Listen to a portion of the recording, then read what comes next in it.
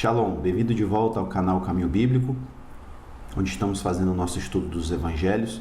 E hoje nós vamos ler Mateus 9, do versículo 9 ao 13, Marcos 2, do versículo 13 ao 17 e Lucas 5, do versículo 27 ao 32. Antes da leitura, quero lembrar você que se você ainda não fez isso, se inscreva no canal se você está assistindo no YouTube. Se você está no Facebook, curta a página, ok? Hoje nós vamos falar sobre a passagem da conversão de Mateus. Então o texto diz o seguinte: Então ele saiu outra vez para a beira do mar. Toda a multidão ia ter com ele e ele os ensinava. Enquanto ele passava, viu um coletor de impostos por nome Levi, filho de Alfeu, também chamado Mateus, sentado na coletoria. Então disse-lhe: Segue-me. Ele, deixando tudo, levantou-se e o seguiu. Então Levi fez uma grande festa em sua própria casa. E aconteceu que quando Jesus reclinou-se à mesa para comer, muitos coletores de impostos e pecadores também estavam sentados com ele, e seus discípulos, porquanto eram muitos, e eles o seguiam.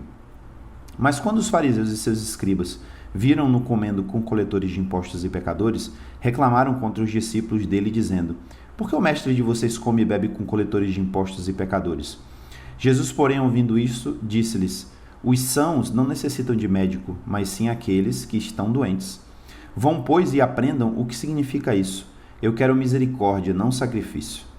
Porque eu não vim chamar justos ao arrependimento, mas pecadores. Glória a Deus. Bem, vamos esmiuçar um pouquinho aqui essa passagem, para ter certeza que a gente não perdeu nenhum detalhe, né? Então, começa o texto dizendo que Jesus saiu outra vez à beira do mar. Na passagem anterior, que parece que está diretamente conectada com essa aqui, a gente viu que Jesus estava na casa dele em Cafarnaum. E a maioria dos estudiosos da Bíblia é unânime em pensar que Levi, no caso Mateus, ele morava também ali em Cafarnaum, ou seja, a coletoria dele ficava na cidade de Cafarnaum também, né? Então faz ele mais um dos discípulos de Jesus que era dessa cidade, que moravam nessa cidade. Então, significa que quando o texto diz que ele saiu para a beira do mar, ele estava ali nos arredores de Cafarnaum e foi para a beira do mar da Galileia, né? Então, a multidão ia ter com ele, sempre, né? Principalmente agora que Jesus estava ficando mais famoso, e Jesus ali ensinava a beira-mar. Inclusive, a gente vai ver aquela situação, se não me engano, na próxima aula, de Jesus tendo que se assentar no barco de Pedro, porque a multidão começou a crescer demais e ele não tinha nem onde ficar ali na beira-mar, né? Eu nunca fui em Israel, mas quem já foi, e se você ver fotos, você percebe que essa parte costeira ali do Mar da Galileia, ali nas proximidades de Cafarnaum, não chega a ser uma praia, né? Não é uma praia, aquela praia bonitinha que a gente conhece de areia fina e tal, tem muita pedra, então o lugar nem sempre é muito apropriado para juntar pessoas, né? Então o texto diz que ele passou e viu um coletor de impostos. Eu queria comentar com você um pouquinho sobre essa questão aqui de Mateus e dos coletores de impostos, porque o que acontece?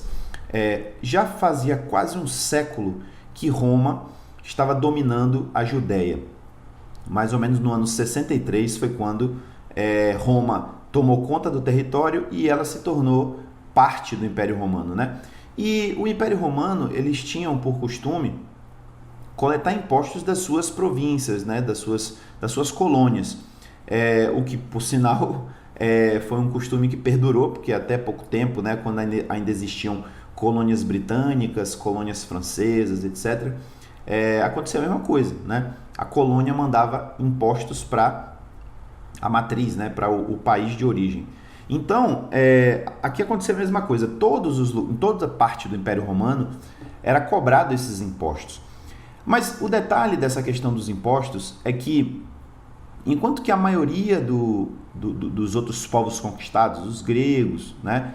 Os povos ali da região da Ásia, etc., eles meio que se curvavam de bom grado, né? Nunca era 100%, mas eles até certo ponto se curvavam de bom grado à dominação romana, até porque os romanos fizeram também muitas coisas. Esses impostos que eram coletados acabou se refletindo até certo ponto em estradas mais seguras, porque tinham soldados transitando nessas estradas, né?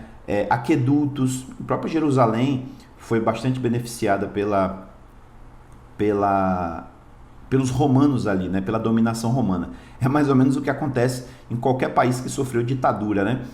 Até certo ponto a ditadura traz benefícios da infraestrutura, mas tem a questão da dominação, falta de liberdades, brutalidade, né? A mesma coisa acontecia com Roma. Roma tinha paz, mantinha a paz, não existia guerras entre aqueles povos ali, existia paz entre eles, mas como é que era imposta essa paz, né? Era pela espada. Então, um detalhe curioso dos judeus especificamente é que os judeus, eles não apenas não gostavam da ideia de dar dinheiro para Roma, mas principalmente eles se ressentiam muito deles não serem independentes, porque a gente sabe muito bem que a própria lei judaica, a própria história judaica, é que eles eram escravos, Deus tirou eles do Egito, para que eles fossem livres para adorar a Deus. Deus deu um mandamento direto para eles, eles eram o povo de Deus, né? Era um povo que tinha relacionamento com Deus. E agora eles estavam dominados por um povo estrangeiro, um povo que não cultuava o mesmo Deus, que na verdade exigia até adoração ao imperador, né? Um povo pagão. Então a gente sabe, já tenho falado sobre isso aqui, que os judeus eles não se curvavam à dominação estrangeira. Para ser bem preciso, se Judá, né, ou seja, a Palestina como um todo ali, ela ainda se curvava e não tinha muitas revoltas, é porque as lideranças judaicas elas eram associadas com Roma. Então, eram as lideranças judaicas que eram as que faziam a harmonia aqui da situação entre o povo, que sempre estava insatisfeito, e os romanos que queriam dominar e que queriam os impostos. Então, o detalhe quem eram esses coletores de impostos de Judá? Eu não tenho essa informação, mas me parece que, se não todos, a maioria dos coletores de impostos eram judeus. Eram pessoas do próprio povo que eram chamadas, né, para serem coletores de impostos. Para Roma isso era mais interessante. Inclusive, só para você ter uma noção, a maioria dos soldados das legiões romanas não eram romanos de nascimento, eles eram estrangeiros, faziam parte dos povos, né, que haviam sido conquistados. Então, Roma tinha essa maneira de administrar as coisas e é interessante que ela conseguia, né? Porque esses coletores de impostos, pode ser que um ou outro roubava Roma, mas sabendo dos castigos que eles iam levar se fossem descobertos, acho que muitos deles se mantinham na linha, né? Então, assim, para os romanos era útil que os próprios judeus fossem coletores de impostos. Então, do ponto de vista de Roma, era vantagem. Do ponto de vista do coletor de imposto, também era vantagem, porque ele ficava acima da média da população, ele ganhava por isso, né? Inclusive, muitos deles, não era incomum, e Roma não se incomodava muito com isso, muitos deles botavam um a mais aí, né, em cima do que era cobrado para eles mesmos. Então, eles se tornavam ladrões, né, também, corruptos. Mas vamos pegar uma pessoa que fosse honesta, vamos dizer que Mateus fosse, né, o texto não fala nada sobre ele, mas vamos dizer que Mateus fosse um homem honesto, que ele só cobrasse aquilo que Roma pedia. Ainda assim, ele era um homem acima da média, porque ele ganhava dinheiro de Roma para fazer isso. Então, ele não era meramente um agricultor, uma pessoa que cuidava de animais, ele não estava naquela classe geral da população, né? Ele estava numa classe um pouco mais acima da população geral. Então, assim, do ponto de vista do cara, era bom. Mas aí tinha um outro revés. É que, diante da sociedade e os próprios líderes judaicos fomentavam isso, os coletores de impostos eram odiados pelo povo. Eles eram, e é até engraçado falar isso, mas eles eram marginalizados, né? A gente tende a pensar em marginalizado a pessoa que é pobre, que vive na rua. Não, marginalizado é aquele que é posto à margem da sociedade, né? Aquele que não é bem aceito na sociedade. E os cobradores de impostos não eram bem aceitos. Para você ter noção, os cobradores de impostos eram colocados na mesma categoria dos leprosos. Ou seja, ninguém quer se associar a eles. Então, se um judeu se associasse a um coletor de impostos, ele era mal visto, porque ele estava se associando a um homem traidor da nação. Ele estava cobrando do povo dele dinheiro para Roma e muitas vezes roubando. Não era incomum, né?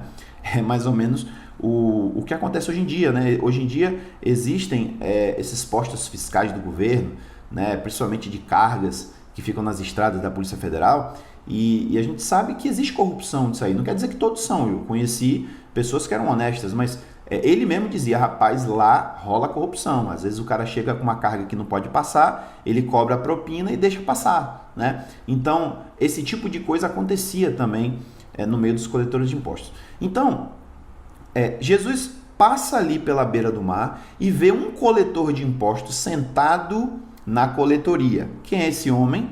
O texto diz que ele se chama Levi, filho de Alfeu, que também tinha o nome de Mateus, era chamado também de Mateus. Então vamos chamar ele aqui de Levi Mateus, né? O que a gente sabe sobre esse homem? Bom, praticamente nada. O que a gente sabe sobre ele é que ele é coletor de impostos.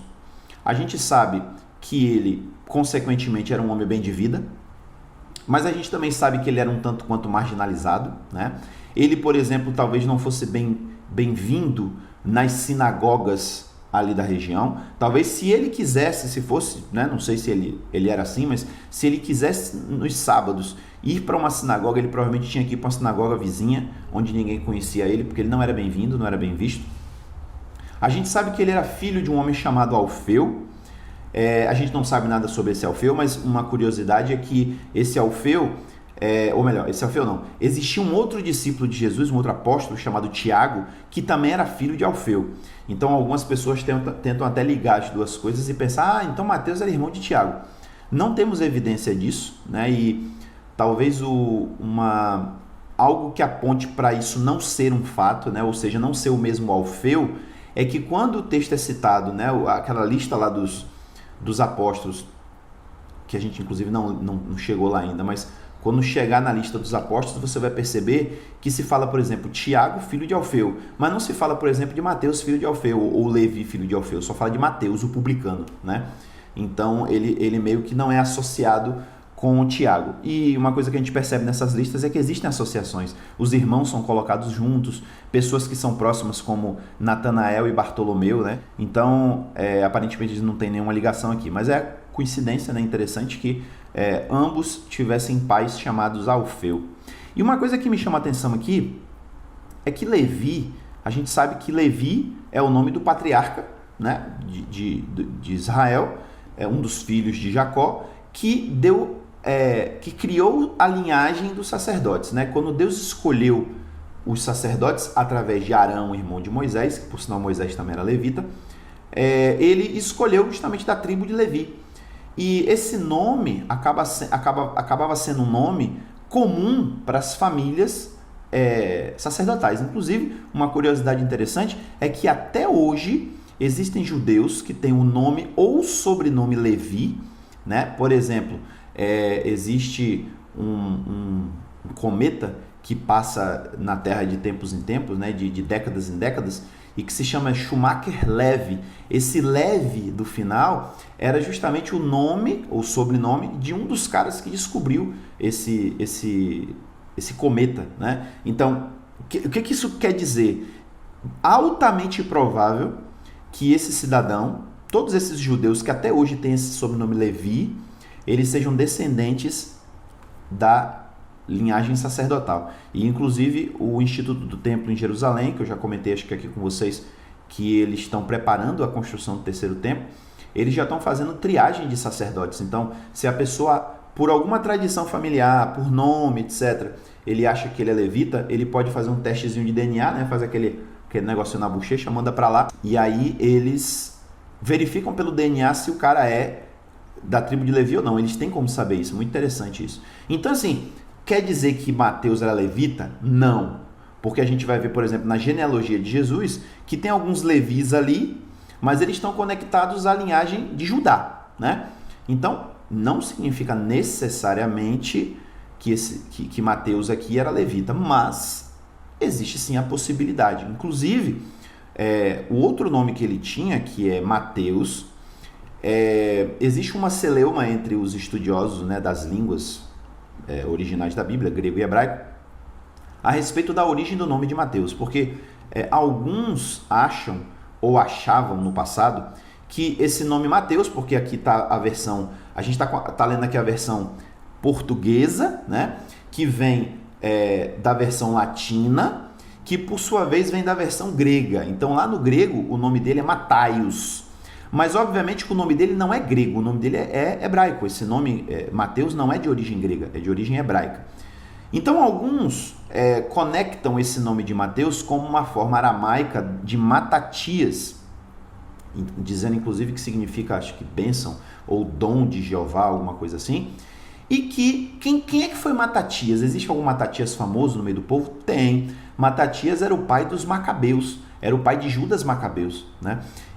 Judas Macabeu. E esse cidadão era sacerdote. Então olha que interessante, se fosse esse o caso, né? Ou se for esse o caso, reforça aí a identificação de Mateus como um levita. Mas existem outros estudiosos que dizem que o nome de Mateus não vem de Matatias, vem de Matai.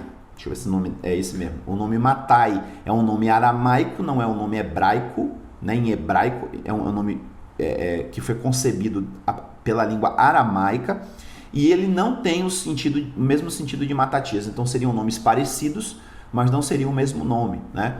Mas essa possibilidade aí de Mateus ter a ver com Matatias é interessante, né? Porque se tiver, então reforça, ele teria dois nomes que conectam ele a uma linhagem sacerdotal, né? Então reforçaria aí essa tese, né? Mas que essa é uma tese, não tem como a gente ter certeza. E aí Jesus passa, olha ele lá trabalhando, e Jesus simplesmente vira para ele e fala: ei, você aí, ó, me siga, segue-me. E é óbvio que eu acho que a essa altura você já sabe disso, que quando Jesus fala segue-me, ele não está simplesmente dizendo vem aqui onde eu estou indo para tu ver o que eu vou fazer. Não é isso que ele está falando, né? Anda aí atrás de mim. Não é isso que ele está falando.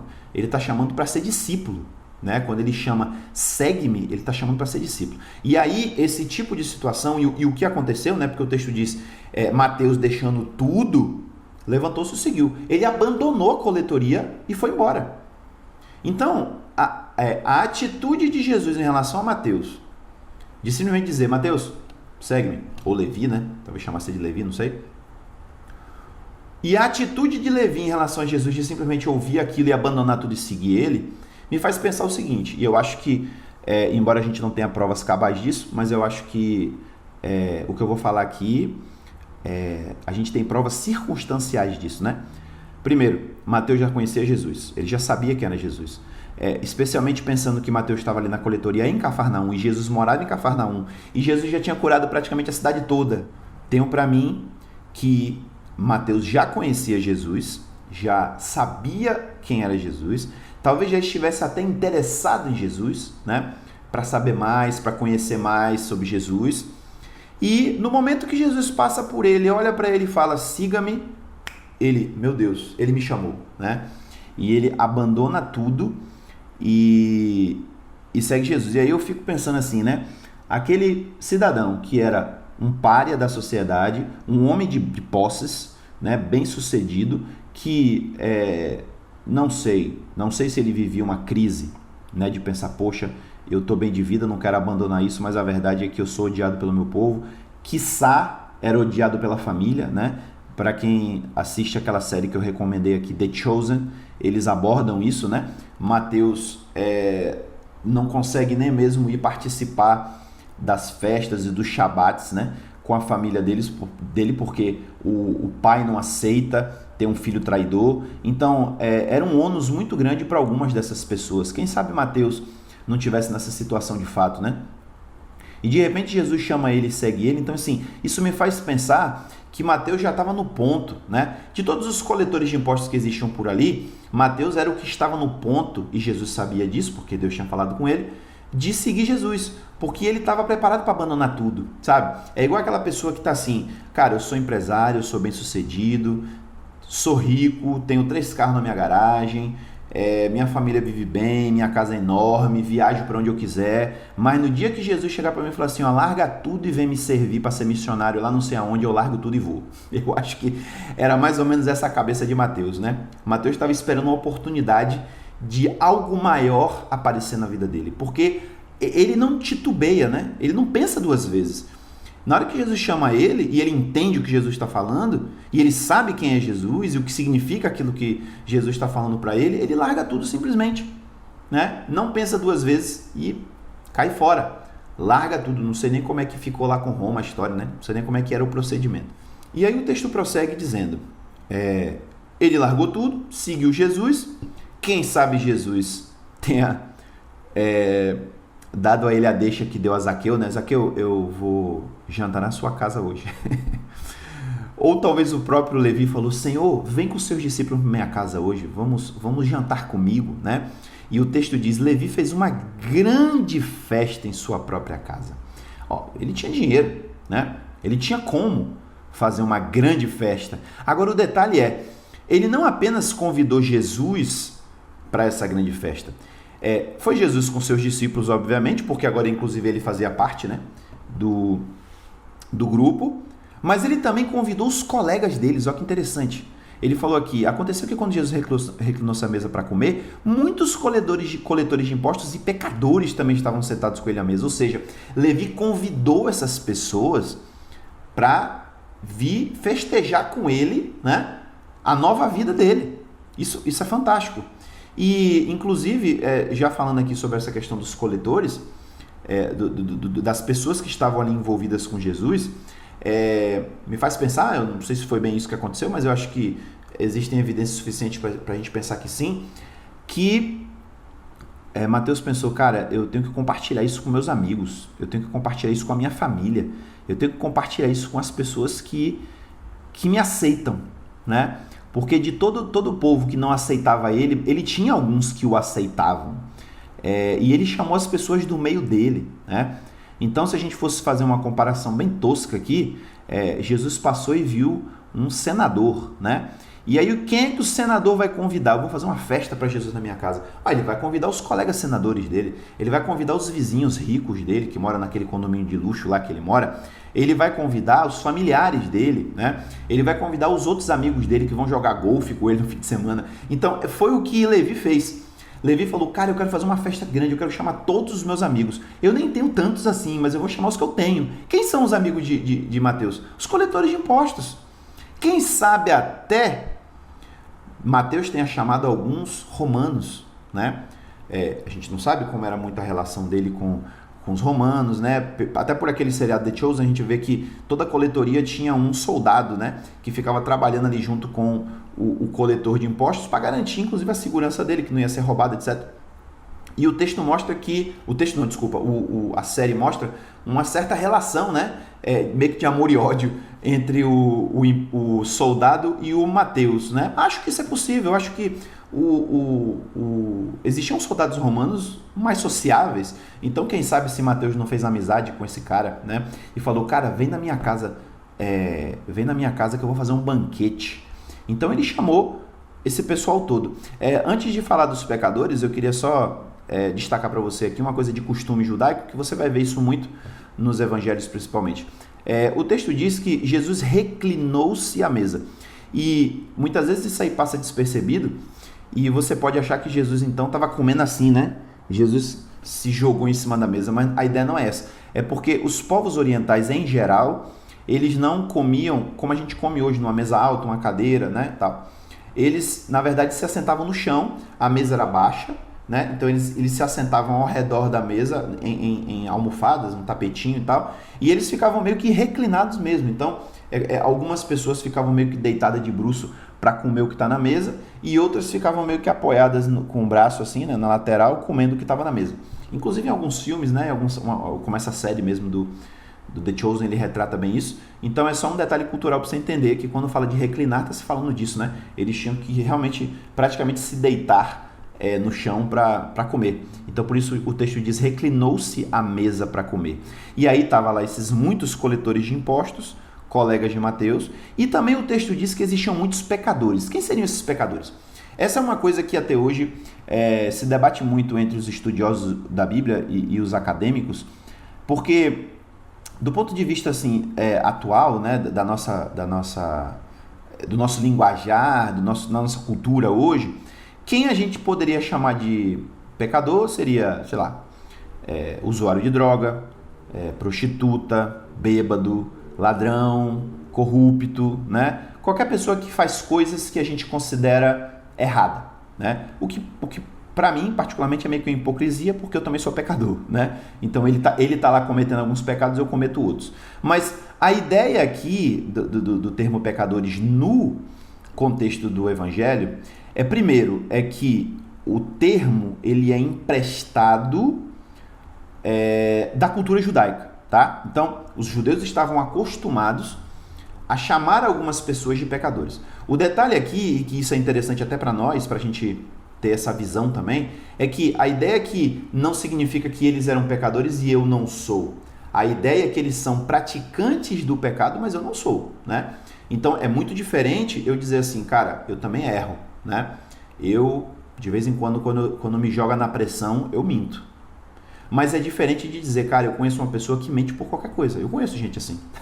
Eu conheço gente que sem necessidade mente, né? Então ele é um praticante da mentira. Ele não mente esporadicamente, ele é um praticante da mentira. Vou dar um exemplo qualquer aqui. Vamos dizer, Jesus fala assim que se você olha para uma pessoa e tem um desejo impuro em relação a ela, você pecou. Então, de repente, eu estava andando na rua e passou uma mulher muito bonita e eu olhei para ela e tive um pensamento que eu não devia ter tido. Não pequei? Pequei. Agora, se eu fiz isso uma vez, ou se eu faço isso muito esporadicamente, só de vez em quando, e eu vou, Senhor, me perdoa, misericórdia. De novo eu pensei nisso, né? É diferente daquele que toda vez que passa uma mulher bonita, ele...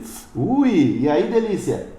Né? Ou seja, ele é um praticante, ele está fazendo isso sempre. Então, veja que eu não quero dizer a você que Deus faz distinção no sentido do pecado. O pecado é pecado.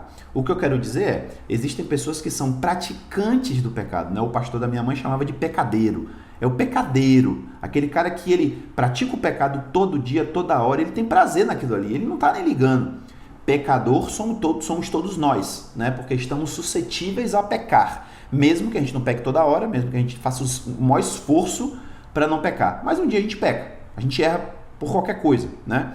Então, no sentido do judaísmo e consequentemente também aqui dos evangelhos, os pecadores eram pessoas que viviam na prática do pecado, né? Então, por exemplo, prostitutas estariam aqui nesse contexto? Sim, estariam. Mas alguns acreditam, e eu acho interessante essa ideia, acreditam que, pelo fato de os fariseus, principalmente, eles se tornarem os mestres do povo, eles eram a referência religiosa do povo, eles incutiram na mentalidade das pessoas que fazia parte de uma classe de pecadores, não, ou melhor, os pecadores eram uma classe de pessoas que praticavam pecados muito específicos. E é interessante que em alguns momentos dos evangelhos, parece fazer distinção, por exemplo, entre pecadores, ou melhor, entre prostitutas, cobradores de impostos e pecadores. Parece que as prostitutas não estão dentro do escopo dos pecadores, né? E a razão disso era que, para os fariseus principalmente, o pecador era aquele que era rico e não ajudava ninguém, ou seja, ele era um rico avarento, que não ajudava o pobre. Ele era especialmente aquele cara que não dava o dízimo no templo. Eita, esses fariseus pegavam no pé. Esses eram os pecadores maiores. E algumas outras classes de pessoas. Então, lembrando aqui que esse pessoal que está aqui com Mateus são os amigos, os familiares, os colegas de trabalho. Então fica fácil a gente entender que, além dos coletores de impostos, que eram os colegas de trabalho dele, a gente tinha aqui gente de bem, né? Gente que tinha dinheiro, e aí entrava muitas vezes nessa classe, talvez os romanos, como eu comentei, então entrava na classe de pessoas que os religiosos e principalmente os fariseus classificavam como pecadores, quer dizer, era uma galera que não dava o imposto no templo, era um pessoal que não praticava a lei como deveria praticar, era um pessoal que não praticava as tradições que os próprios fariseus ensinavam ao povo. Então, muito mais do que simplesmente o pessoal que roubava, que matava, que estava se prostituindo e tal, o judeu ele tinha na mente o pecador maior, aquele pessoal que não se enquadrava nas tradições religiosas, né? No cumprimento da lei. E aí faz sentido, faz todo sentido aqui. Porque quando eles chegam e reclamam, eles estão reclamando justamente disso. Como é que o mestre de vocês, um homem de Deus, um homem que disse que está pregando e falando em nome de Deus, está sentado na mesa com os traidores da nação e com o pessoal que não cumpre a lei, né? Para os fariseus, Isso era uma afronta, isso era inconcebível. Um fariseu se assentar na mesa com um pessoal desse, porque ele era santo, né? Ele tinha uma imagem a zelar, inclusive. Bom, então o texto prossegue, inclusive, dizendo assim, que esse pessoal estava sentado com Jesus e os seus discípulos à mesa, devia ser uma mesa gigante, né? E, inclusive, também esse pessoal seguia Jesus, olha que interessante. Muitos desses coletores e pecadores, diz aqui que eles seguiam Jesus. A gente não sabe até que ponto esse pessoal realmente persistiu em ser discípulo de Jesus, porque muita gente de fato só seguia, né? Jesus ia, eles iam atrás, mas dizer que era discípulo de fato de Jesus, muitos abandonaram, muitos, enfim, não seguiram adiante, né? Então a gente não sabe quantos deles, mas é interessante que o texto fale isso. Se não me engano é o texto de Lucas que fala isso, né? Que esse pessoal seguia Jesus. Ó, que legal. E aí o texto diz: quando os fariseus e os seus escribas, por que seus escribas? Os escribas que pertenciam aos fariseus, né? Porque nem todo escriba era fariseu. Então ele está dizendo que aqui esse grupinho era justamente os fariseus e os escribas fariseus, né? Então, olha aí de novo o fariseu. Então é aquilo que eu falei. Quem está se doendo aqui é mais o fariseu. Então ele chega, vê Jesus comendo com coletores de impostos e com pecadores, reclamam com os discípulos, dizendo: por que o mestre de vocês come e bebe com coletores de impostos e pecadores? Em outras palavras, ele está dizendo: por que o mestre de Jesus está se associando a esse tipo de gente? Isso é pecaminoso, ele está se contaminando, né? E, inclusive, a gente tem aquele ditado hoje, né? A gente conhece aquele ditado que diz assim, que por sinal acho que é grego, né? Bem antigo, que fala assim: diga-me com quem tu andas, que eu te direi quem és. Essa era a mentalidade do fariseu. Se eu não quero que ninguém me associe com pecador, eu não vou me associar com pecador. Então, o fariseu e os judeus em geral, depois a gente vai ver Pedro, né, agindo dessa forma, eles em geral não se assentavam na mesa com pecadores, com gentios, né? Eles não entravam na casa de gentios, eles não se associavam, ainda mais o ato de comer e beber, que era a associação social maior da sociedade judaica, era sentar numa mesa e comer junto com a pessoa. E está Jesus comendo com gente que transgride a lei e com os coletores de impostos, né? Então, isso era uma afronta, né? E um detalhe interessante é que eles falam com os discípulos, né? Algumas pessoas até já questionaram isso. Por que eles não foram falar logo com Jesus, né? Em vez de chegar logo para Jesus e falar: mas Senhor, por que o Senhor faz isso? Não, foram falar com os discípulos. Mas eu acho que tem uma explicação bem plausível para isso, né? A casa estava cheia de convidados. Jesus era o centro, né, daquela reunião ali. Jesus estava lá na mesa com o pessoal. Então eu imagino aqui que os fariseus eles só conseguiram chegar até os discípulos que estavam mais acessíveis, né? Até porque, vai por mim, esses fariseus, esses escribas não foram convidados para estar aqui. Eles vieram na esteira, né? E do mesmo jeito que Jesus ia andando em uma multidão e ia entrando, não sei nem como é que Mateus lidou com isso, mas deve ter: Jesus, resolve aí com o pessoal que a gente vai fazer um jantar lá em casa. Mas tinha sempre um grupinho de religiosos no pé de Jesus, né? Onde Jesus ia, eles iam atrás. Então, provavelmente eles estavam aí na cola de Jesus, viram Jesus com um publicano, falaram: rapaz, como é isso? Foram atrás para xeretar, né? Porque era do feitio deles isso, ficar xeretando para ver como é que a coisa estava, o que o povo estava fazendo de errado, para identificar os pecadores. E aí eles vêm e se doem com os discípulos por causa disso. Só que o que eles não sabiam é que Jesus estava ouvindo o que eles estavam falando. E é Jesus quem dá a resposta, né? Então o texto diz que Jesus, ouvindo isso, disse-lhes: fariseus, os sãos não necessitam de médico, mas sim aqueles que estão doentes. Então ele está dizendo: olha, como ele depois vai dizer, né? Eu não vim para os justos, eu vim para os pecadores. Então, quem não está doente não precisa de médico. Vocês não precisam de médico, né? Vocês não estão doentes, não é isso? Jesus sendo sarcástico, claro, né? E é interessante uma coisa que eu quero te chamar a atenção aqui, muito, muito forte, muito séria, que já falei inclusive sobre isso em outra passagem. Perceba, Jesus era um cara inclusivo, concordam? Jesus não fazia acepção e nem tinha preconceito com as pessoas, concordam? Jesus estava sentado à mesa com os marginalizados, né? Ou seja, aquelas pessoas que não eram bem aceitas pela sociedade. Aquelas pessoas eram consideradas traidoras da nação, eram considerados ladrões, corruptos, né? Alguns daqueles ali eram considerados opressores, porque inclusive numa das tradições judaicas fala isso, que no bolo dos pecadores estão os ricos opressores, né? Aqueles que estão lá em cima comendo do bom e do melhor e estão pisando no pobre. Então Jesus não tinha preconceito com ninguém. Jesus se associava a prostitutas também, né? Jesus se associava a todo tipo de gente. Tinha gente, inclusive, ali no meio dos discípulos de Jesus, que tinha sido zelote, né? O cara tinha sido terrorista e estava associado com Jesus. Agora, uma coisa é a gente perceber que Jesus amava o pecador e não fazia acepção de pessoas. Jesus aceitava a todos, mas perceba que Jesus não ignorava o fato de que essas pessoas estavam doentes e que precisavam de cura. E aí aquilo que a gente já falou, e hoje em dia a gente tem visto esse movimento de realmente, temos que admitir que a igreja evangélica brasileira e a igreja em geral, né, a igreja católica também muitas vezes, ela tem dificuldade de aceitar certos tipos de pessoas e ela associa o pecado à pessoa e ao invés de só, vamos dizer assim, odiar o pecado, odeia também a pessoa.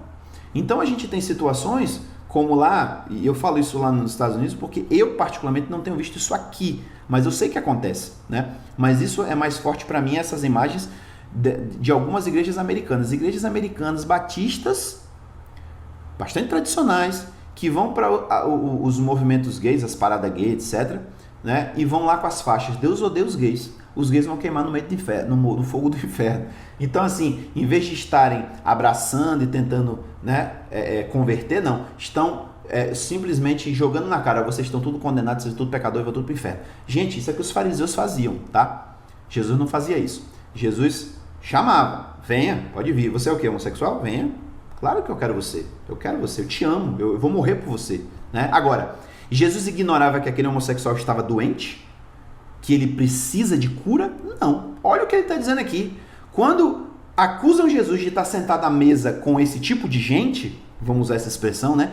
Com esse tipo de gente que você pode aplicar para qualquer coisa aí, Jesus diz, eu estou mesmo sentado. Sabe por que eu estou sentado com eles? Porque vocês que não são esse tipo de gente, vocês não precisam de médico. Eles que estão doentes precisam. Então Jesus admite, né? Jesus não nega que eles precisam de cura. Então é aquela história. Jesus ensina a gente a amar o pecador, a aceitar o pecador, mas Jesus não ensina a gente a ignorar que eles estão em pecado e que precisam de arrependimento e conversão. Então, usando o exemplo da homossexualidade, que é talvez o problema mais, o dilema mais sério que tem acontecido nos nossos dias, né, entre evangélicos e tal, é essa questão. Jesus aceita todo mundo, cara. Jesus aceita drag queen. Jesus aceita transexual. Jesus não faz acepção de ninguém. Não, o cara é transexual, mudou de sexo, agora está condenado ao inferno. Aonde está escrito na Bíblia? Jesus aceita qualquer um. Agora, venha sabendo que você é pecador e precisa de mudança. E eu estou usando o exemplo do homossexual, do transexual, de quem quer que seja, mas isso se aplica a qualquer um, né? Jesus aceita o mentiroso, mas o mentiroso tem que deixar de mentir. Jesus aceita o usuário de droga, mas ele tem que se limpar. Jesus aceita o adúltero, mas ele tem que parar de adulterar. Paulo vai falar sobre isso de uma forma muito mais enfática lá na frente, né? De dizendo, olha, aquele que roubava, não roube mais. Aquele que adulterava, não adultere mais. Aquele que matava, não mate mais. Então, Jesus vem para ser a cura dessas pessoas. Jesus não vem apenas para criar um movimento social de aceitação. Não é só isso. Jesus aceita, mas Jesus oferece cura. E se você está achando estranho o que eu estou falando, existe sim cura gay. Existe. Só que a cura gay não é o que estão falando por aí. Cura gay não é coisa de psicólogo, não é coisa de pastor, não é coisa de religião. A cura gay é Jesus. Jesus pode curar aquilo que a pessoa que acha que, né? Porque tem gente que acha que não tem problema nenhum, mas se você acha que você tem um problema, se você acha que você precisa de uma cura interior, só quem pode fazer isso por você é Jesus. Somente Ele, ninguém mais. Então, e assim como Jesus cura outras coisas também, né? Então, depois de dizer isso, Jesus diz assim, vai lá e tenta aprender O que significa o que vocês já estão cansados de ler na Bíblia. Oséias 6,6 diz o quê? O texto todo de Oséias 6,6 diz o seguinte: porque eu quero a misericórdia, isso é Deus falando, eu quero a misericórdia e não o sacrifício. E o conhecimento de Deus mais do que os holocaustos. E Jesus agora pega esse trecho e diz, né? Vão lá e aprendam o que Deus quer dizer com eu quero misericórdia e não sacrifício. O que Jesus está querendo dizer a eles é, beleza, vocês até que não estão errados. Realmente esse povo é pecador. Realmente é complicado se associar a eles. Mas vocês têm que ver que antes do cumprimento do mandamento de ser puro e santo, Deus quer que a gente seja misericordioso. E era o que Jesus estava fazendo ali. E aí é outra coisa que eu quero te chamar, atenção. Porque tem muita gente por aí, né, que é cristão, é evangélico, se diz discípulo de Jesus. Muitas vezes está em alguns meios, né, alguns meios imorais, alguns meios onde acontecem certas coisas que não convém, não condiz com o cristão, mas estão se misturando com o meio. Não é isso que Jesus fazia. Jesus, quando se misturava com esse tipo de gente mudava. Quando Jesus estava ali sentado, vou dar o exemplo de Zaqueu, porque é muito parecido com esse, mas tem essa finalização que esse texto aqui não tem, né? Jesus foi para a casa de um publicano, que era Zaqueu, um cara que confessadamente ele estava roubando dinheiro do povo, ele não estava dando dinheiro para os pobres, ele não estava compartilhando a riqueza dele, né, que era obrigação dele como um bom judeu, ele não estava. E quando Jesus vai para a casa dele, e como diz até aquela música, né, ele entra na casa de Mateus, de Zaqueu, o que acontece com Zaqueu? Zaqueu se converte. E Zaqueu demonstra isso através de atitudes. Ele fala assim, a partir de hoje eu vou pegar metade do que eu tenho e vou dar para os pobres. E se eu defraudei alguém, eu vou pagar com juros o que eu roubei. Isso é conversão, né? E Jesus confirma a honestidade dele, do que ele está falando, dizendo, hoje veio salvação a essa casa. Porque esse homem também é um filho de Abraão. Ele também é um israelita. Então, perceba que onde Jesus chega tem mudança, né? Se Jesus se associar com você, seja você de que classe social for, de que tipo de gente você for, Jesus vai causar uma mudança na sua vida. Se não mudar, tem uma coisa errada. Jesus não ia para o meio das prostitutas para usar o serviço delas. Jesus não ia para o meio dos cobradores de impostos para poder dizer, não, vocês estão certo mesmo, continua a viver, não se preocupe com os outros dizem, não, vocês também são filhos de Deus. Não. Jesus não fazia isso. Jesus entrava no meio dessas pessoas e dizia, olha, vai, não peque mais. Você precisa mudar de vida. Se você quer ser aceito por Deus e pela sociedade aqui que está te acusando de ser traidor, você precisa deixar de ser corrupto. Você precisa deixar de ser avarento. Você precisa cumprir suas obrigações. Por que você não está dando o dízimo do templo? Você precisa dar o dízimo do templo. Então, Jesus convertia pecadores. Esse é o grande lance, né? Então, resumindo, nós não podemos ter preconceitos de forma nenhuma, nós não podemos renegar e negar ninguém, né? A salvação, a mão estendida, a misericórdia, mas também não significa que a gente vai deixar a pessoa como tal, ou seja, na verdade isso depende da pessoa, mas eu digo, nós não podemos simplesmente ignorar e não dizer à pessoa, olha, você precisa mudar de vida, Jesus quer transformar você, Jesus quer te dar uma outra vida, não é essa que Jesus quer para você. E era o que Jesus fazia. E aí Jesus finaliza dizendo, porque eu vim chamar justos ao arrependimento. Ou melhor, eu não vim chamar justos ao arrependimento, mas pecadores. Veja, quem era justo ali? A lei, o Salmo, vai dizer, porque não existe nenhum justo sequer. Então todo mundo sabia que ninguém era justo, né? Mas o que Jesus está falando aqui? Jesus está sendo irônico, né? Jesus está falando para aqueles líderes religiosos que não se achavam pecadores, dizendo, vocês que não são pecadores, né? Vocês não são pecadores, então significa que eu não vim chamar vocês. Fica na de vocês. Vocês não querem ouvir meu chamado? Não tem problema, eu não vou fazer questão. Isso é uma coisa que eu adorava em Jesus, que eu adoro em Jesus. Jesus não fazia questão. Jesus não ficava, não, desculpa, peraí, não foi isso que eu quis dizer. Não, Jesus era enfático. Dizia assim, beleza, eu estou chamando pecadores a arrependimento. Vocês não são pecadores, não? Então fica aí de boa. Não estou chamando vocês. Eu estou chamando quem é pecador. E aí isso vale para tudo que eu falei agora há pouco aqui, de homossexual, enfim, de qualquer tipo de pessoa aí que se prega o evangelho. Se você, meu queridinho, você acha que você não é pecador, ignora tudo isso aqui. Vai assistir outra coisa. Agora, se você tem consciência de que você é pecador, Jesus te chama. Entende? Jesus chama aquele que tem consciência de pecado. Aquele que sabe que tem alguma coisa errada consigo e precisa de mudança, precisa de uma nova vida. Para aqueles que acham que a vida está muito boa, que não precisa mudar nada, ok, fica aí. Jesus não veio para você. Claro, vai ter consequências para o fato de você ter ignorado Jesus? Vai. Mas creio que você mesmo não vai se importar com isso, né? Você não está muito preocupado com isso. Então, assim, Jesus está sendo meio irônico para dizer aos fariseus isso. Fariseus, vocês que acham que não são pecadores, vocês que acham que são justos, eu não vim chamar vocês. Eu vim chamar aqueles que são pecadores e que precisam de arrependimento. Simples assim. Então, fechando aqui a nossa aula, o que Jesus está dizendo a você, se é que você já não, né, se arrependeu dos seus pecados e você que ainda não entregou a sua vida a Jesus e se tornou discípulo de Jesus, Jesus está te chamando para te oferecer arrependimento dos pecados. Se você tem consciência, se percebe que você precisa disso, Jesus está com a mão estendida, seja você quem for. Diga à sociedade o que diga que você é. Pode até os crentes dizer que você está condenado ao inferno. Não ouça os crentes, ouça Jesus, tá? Ouça o que Jesus está dizendo. Jesus tem a mão estendida para você. Agora, se você acha que está tudo bem com você, que você não é pecador, que você não precisa disso, vive tua vida. Jesus não veio para você, tá? Então que Deus abençoe vocês, que a paz esteja com todos vocês. E se Deus quiser, estaremos aqui na próxima semana para mais um estudo.